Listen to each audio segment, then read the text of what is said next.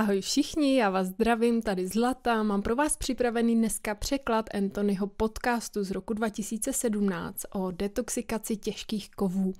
A tenhle celý podcast je napěchovaný informacema, který možná budou trošku náročnější na to je zpracovat, protože myslím si, že ty věci, které si neuvědomujeme a najednou nám je tady Anthony zvědomí, že nejsou vždycky úplně příjemný. Na druhou stranu vědět, kde všude toxický těžký kovy jsou a jaká je ta jejich historie, co v našem těle dělají. Takže je velice důležitý pro to, abychom pochopili, proč každý ráno fakt vstát a udělat si po celerový šťávě detoxikační smoothie na těžký kovy.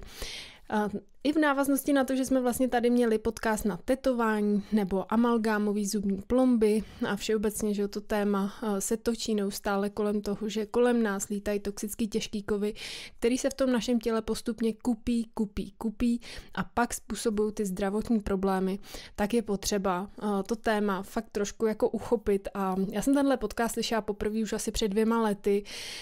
Byla jsem z něj tak jako trochu nemile překvapená, ale zároveň furt jsem tam měla takovej ten pocit bezpečí, že vím, co mám dělat, vím, co můžu dělat pro to svoje zdraví, abych si ho ochránila. A proto bych to dneska s váma chtěla pozdílet. Takže máme pro vás připravený překlad, já vám ho přečtu, přetlumočím vám ho tak, jak to vlastně ten Anthony čte, takže občas budu mluvit v tom mužském rodě, tak ať vás to nepřekvapí, ale jdem se na to podívat. Dnešní pořad je o skrytém antagonistovi, o těžkých kovech a také o detoxikaci těžkých kovů. Smoothie na detoxikaci těžkých kovů je důležité, protože existují skryté antagonizátory, jako jsou tyto toxické těžké kovy, které v našem životě způsobují spoušť. Opravdu nás srážejí dolů, živý viry. Některé z nich jsou rtuť, hliník, měď, kadmium, olovo, arzen, nikl. Pravděpodobně jich je víc, které mě teď ani nenapadnou. Chrom, slitiny, ocel dostávají se do našeho systému, kam si najdou cestu. Budeme mluvit o tom, jak si k nám najdou cestu. Budeme mluvit o tom, jak dlouho v tom našem těle jsou. A to je opravdu zajímavý, jak dlouho ty kovy v těle máme. A vy si pravděpodobně řeknete, no já nevím, tak dlouho asi, jak dlouho zatím žiju. Ne, dokonce díl je máme, než je naše dosavadní dílka našeho života. Není to zajímavý? Co se týče toxických těžkých kovů, tak nám způsobují problémy. Mohou nám a našim dětem způsobit ADHD, poruchy pozornosti, problémy se soustředěním, velice snadno. Mohou zvýšit naši virovou zátěž. Například virus Epstein-Barrové se živí toxickými těžkými kovy. A když k tomu dojde, jsme stále unavenější, můžeme pociťovat mozkovou mlhu, podrážděnost, frustraci. Můžeme dostat syndrom bakteriálního přerůstání střeva kvůli toxickým těžkým kovům. Mimochodem, syndrom bakteriálního přerůstání střeva způsobuje streptokok, i když to lékaři zatím nevědí, jen si myslí, že jde o přemnožení bakterií, ale nevědí, o jaký druh se jedná. Je to streptokok odolný vůči antibiotikům. Toxické těžké kovy mají tendenci se přesytit a přivodit symptomy jako záněty močových cest. Když máte v těle zvýšený obsah toxických těžkých kovů, můžete mít infekce močových cest, problémy s dutinami, můžete snadno chytit chřipku a rýmu, můžete mít akné a skrytou chronickou streptokokovou infekci, která v těle koluje roky a roky už od dětství. Můžete mít únavu, bolesti hlavy, migrény, různé záchvaty úzkosti, různé formy deprese. Můžete dostat obsedantně kompulzivní poruchu, které se časem můžou rozvinout a zhoršovat. A to jde dál a dál, co se týče těch zdravotních problémů. To vše pramení z toxických těžkých kovů. Pojďme se ale podívat trochu do historie. Nejprve je třeba říci, že tyto toxické těžké kovy máme v sobě ještě před narozením. Co to znamená a jak to funguje? Toxické těžké kovy, které jsou v nás, jsou starší než my. Ty původní toxické těžké kovy, se kterými přicházíme na svět a se kterými jsme se narodili, jako je rtuť, olovo, hliník, mohou být staré až 1000 let. Co mám na mysli pod pojmem 1000 let? Země tu rtuť vytvořila ještě předtím, než se začala těžit před 1000 lety a možná ještě dál, třeba před 2 nebo 3 tisíci lety. A pak se začala těžit. Byla těžena, to znamená, že ji lidé vykopávali ze země, neupravovali ji, ale shromažďovali ji k použití. A pro rtuť nebylo nikdy žádné dobré využití. Byl to bez pochyby jeden z největších omylů lidstva. Ale rtuť, která je v nás, může přetrvávat po generace a generace a generace dál do minulosti. 50 generací, 60, 80, může to pokračovat ještě dál. Můžete u toho zapojit svou fantazii a zjistit, kam až vás to zavede. Můžete si pohrát s matematikou, můžete se vrátit o pěkných pár tisíc let zpátky. Tak to v podstatě funguje. Tyto toxické těžké kovy se dostanou do těla, zůstanou v našich buňkách a přenášejí se z generace na generaci a my jsme vůči nim stále více intolerantní. Ve skutečnosti jsme k nim v posledních 30 letech více intolerantní než kdykoliv předtím v historii a naše děti na to doplácejí. Mluvím o nové rtuti, která se nyní dostává do našich těl, také prostřednictvím nejrůznějších způsobů. Padá z oblohy, z letadel, vznáší se na obloze, je ve vodě, je všude, je v našich potravinách, je v lékařských produktech, jako jsou léky. Je na různých místech, je prostě všude. Antibiotika v sobě ukrývají petrolej, benzín, ropu, motorový olej a také spoustu pesticidů z kukuřice, protože geneticky upravené kukuřičné zrno, pěstované na naší planetě pro farmaceutické účely, je postříkané obrovským množstvím pesticidů s obsahem těžkých kovů, mědi, rtuti, hliníku, smíchané s motorovými oleji na bázi ropy. Šílené, že? To je vloženo do antibiotické kapsle. Antibiotika lze mimochodem vytvořit i bez toho všeho svinstva, bez toho všeho odpadu, jen abyste věděli. Když se jedná o rtuť v našich tělech z dávných dob, mohli byste si říct, a co když nikdo v mé rodině rtuť nepoužíval? Jak můžu mít v sobě rtuť z minulosti? Můžeme mít v sobě také rtuť z nové doby, ze současnosti. Jedli jste někdy tuňáka z konzervy? Znám lidi, kteří si hráli s rozbitými teploměry, lidi, jejichž rodina měla zubní ordinaci a oni si jako malí děti hráli se rtuťovými kuličkami, které se jim válely v rukách. Existují prostě způsoby, jak se k rtuti dostat. Nachází se v pesticidech, kterými se stříká uvnitř domů. Mohli jste vyrůstat v domě nebo bytě, který byl silně postříkán předtím, než ho vaše rodina koupila nebo vlastnila, protože ta rtuť je stále potom všude. Neexistují pesticidy bez rtuti, na kterých by bylo napsáno velkým písmem bez rtuti. Cokoliv toxického se může nacházet v pesticidech, herbicidech, fungicidech a rodenticidech. Odkud pochází stará rtuť? Dám vám příklad. V 18. a 19. století, když jste šli k lékaři, když vás bolela noha, žaludek, zlomili jste si nohu, vyvrkli kotník, bolela vás záda, bolel vás zub, měli jste migrénu nebo točila se vám hlava, ať už to prostě bylo cokoliv, šli jste k tomu doktorovi.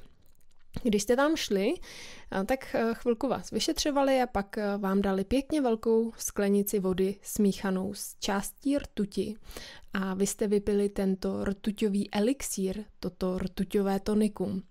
To se dělo v průběhu těchto 2 století. Možná řeknete, no, můj předek pravděpodobně nechodil k lékaři, který by mu dával rtuťový elixír. Ne, není to pravda. Každý jeden lékař povinně při vstupu do lékařské ordinace při vyšetření použil rtuťový elixír. Nezáleželo na tom, co, kdy, kde, kdo jste, co jste, dítě, dospělý, kojenec, na tom prostě nezáleželo. Vypili jste rtuťové tonikum. Problém je v tom, že to bylo nejen nebezpečné, ale způsobovalo to celou řadu problémů a ty problémy, které to způsobovalo, spočívaly v tom, že než jste šli k lékaři, připravili jste se na to, jak to dopadne. Pokud jste byli ženatí a měli jste děti, je pravděpodobné, že vaše žena a děti by před tím vaším návratem domů zamkli dům a donutili by vás zůstat týden pryč, než byste znovu vstoupili do domu. Takže to znamenalo ztrátu práce, ztrátu komunikace s rodinou, protože když jste šli k lékaři a vypili jste rtuťový elixír, tak jste se zbláznili. To je dobře známo, stali jste se nepříčetnými. Říkalo se tomu šarlatánství, být šarlatánem. Právě teď v naší době, když slyšíte slovo šarlatán, myslíte si, že jde o alternativního lékaře, alternativního léčitele, bylinkáře, chiropraktika, homeopatika, který má jiné myšlení, protože šarlatán bylo spojováno s něčím, s čímkoliv jiným v alternativní medicíně. Právě s tímto bylo to šarlatánství spojováno. Takže celá ta věc se šarlatánstvím byla hozena na dobrého lékaře a léčitele, ale řeknu vám, odkud se to slovo šarlatánství vzalo. Ten termín pochází od lékařů. Vznikl z toho, že lékaři byli šarlatáni, protože když jste přišli do té lékařské ordinace a vypili jste to rtuťové tonikum na cokoliv, co vás trápilo, tak jste se zbláznili. To bylo to šarlatánství. Člověk byl nepříčetný a stalo se to, že když šel domů, pravděpodobně mohl zabít svou rodinu, mohl udělat něco strašného. Existují příběhy o tom, jak takoví lidé celé týdny jen slintali, povídali hádanky a dětské říkanky. Mohli skončit na ulici na týden, na 3 dny, na 4 dny, záleželo na tom, jak závažnému zbláznění došlo. Stalo se to 100 000 lidí v průběhu 18. a 19. století, v zahraničí i v USA. Důvodem, proč o tom moc neslyšíte, je to, že to byla naprostá katastrofa epických rozměrů, obrovská pohroma. Abraham Lincoln byl sám nemocný kvůli šarlatánství, což znamená, že měl těžké deprese způsobené rtuťovými elixíry. Každý člověk jednou zažil šarlatánství, bylo to strašné. Takže co se stalo? Že všichni zmoudřeli, dostali rozum a přestali chodit k lékařům. Nezáleželo na tom, jestli si ten člověk zlomil nohu, lidi se naprosto vyhýbali doktorům a lékařský průmysl se rozpadl. Přišel o všechny peníze a dostal se na dno. To ovšem nikde neuslyšíte, protože nikdo nechce navštívit tuhle historii. Nedej bože, aby pravda vyšla najevo. Koncem 19. století už nikdo nechodil k lékaři. Lékařské univerzity už nebyly financovány a všechno bylo na tak nízké úrovni, že to bylo doslova na hranici krachu lékařské existence. Lékaři měli prázdné ordinace po celé zemi, ať už šlo o jakýkoliv případ, protože všichni zmoudřeli, už nechtěli přijít o život, nechtěli přijít o manželky, o děti, o rodiny, o práci. To bylo šarlatánství, bylo to tak škodlivé a zničující pro lidi, takže odtud pochází ten termín. Koncem 19.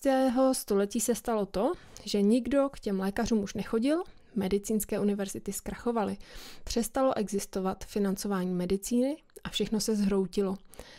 A to byl moment, kdy vzniklo alternativní hnutí, explodovalo. Objevilo se z ničeho nic. První homeopaté, chiropraktici, naturopati byli vždycky někde na pozadí společnosti a dělali si to svoje, byli dlouho ignorováni a utlačováni, ale v tenhle moment se zrodila alternativní medicína. Objevili se bylinkáři, objevili se léčitelé. Na to, aby se ten svět konvenční medicíny dal zpátky do pořádku, tak začali vydávat reklamy s nápisem choďte k chiropraktikovi, choďte k homeopatovi. Proto o pár desítek let později lidé na vše zapomněli. Funguje to tak, že za pár desetiletí později lidstvo na některé omyly z minulosti zapomene. Konvenční medicínský svět pak propagoval inzerce typu pacientům již nenabízíme rtuťový elixír. Takže lidé zase začali lékařům věřit, takže se k nim vraceli.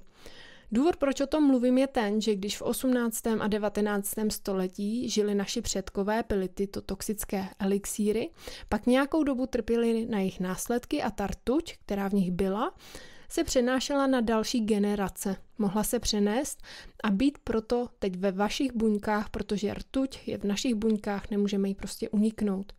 Takže pojďme se zbavit té rtuti, protože na ní začínáme být intolerantní, zatímco se můžeme zbavit také té nové.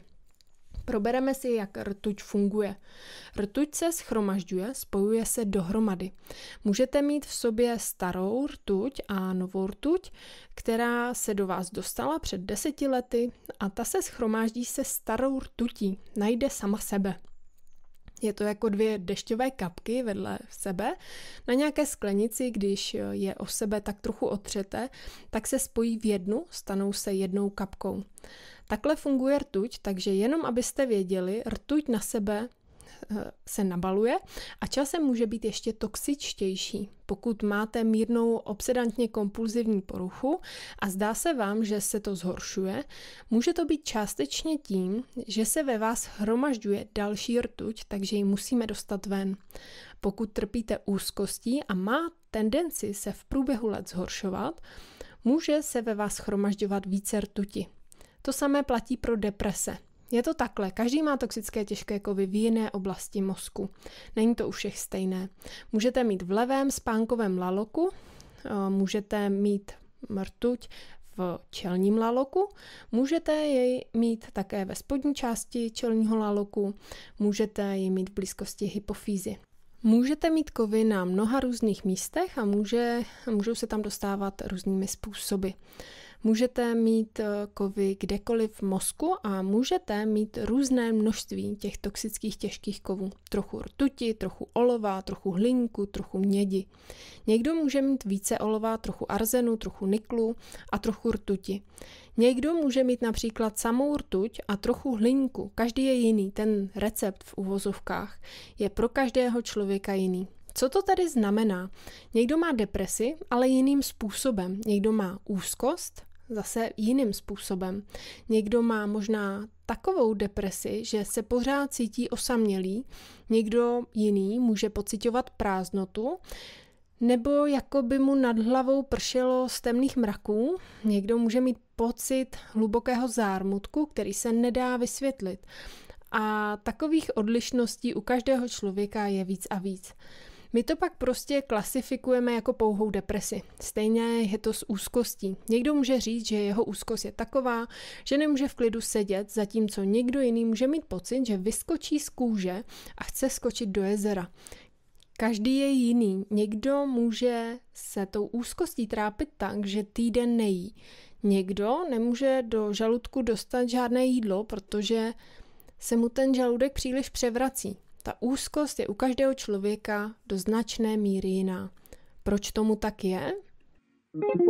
Vás zajímá celý obsah této epizody? Přesuňte se na stránku www.herohero.co/mmf a přihlaste se k odběru našeho MMF podcastu, kde získáte praktické návody pro rychlé výsledky, ať už vás trápí kožní, střevní, neurologické nebo jiné problémy a zároveň se potřebujete rychle zorientovat a přesně vědět, kde a jak začít. MMF podcast je pro ty z vás, kteří nevidíte smysl v potlačování symptomů. Je vám říkáno, že vaše tělo napadá sebe samo, nebo vaše geny, nebo vaše hormony jsou viníkem vašich problémů a MMF podcast je určitě pro všechny neposlušné, kteří odmítají slovo nevyléčitelné a nechtějí se vzdát. Těšíme se na vás.